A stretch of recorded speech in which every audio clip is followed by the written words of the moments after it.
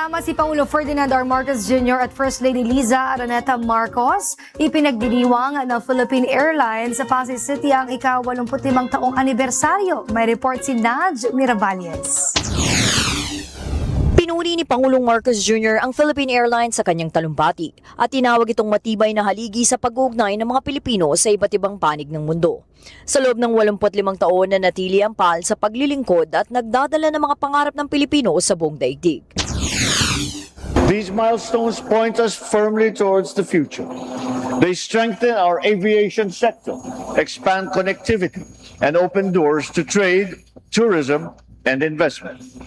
In doing so, we reaffirm aviation's role as a powerful engine of economic growth and of national development. Pinakatampok sa pagdiriwang ang pagpapakilala sa Airbus A350-1000, ang pinakabagong eroplano ng PAL na kauna-unahan sa Timog Silangang Asya. Mas matipid din ito sa fuel consumption kung ikukumpara sa mga naunang aircraft models kaya itinuturing na eco-friendly. Binigyan din ng Pangulo ang patuloy na modernisasyon ng mga paliparan sa bansa, kabilang ang mga terminal sa Siargao, Davao, Laguindingan, Bohol, Panglao at Katiklan upang mas mapabuti ang serbisyo para sa mga biyahero at turista. Sa ika-85 taon ng PAL, muling pinatunayan ito na handa itong lumipad ng mas malayo para sa Pilipinas at sa bawat Pilipino.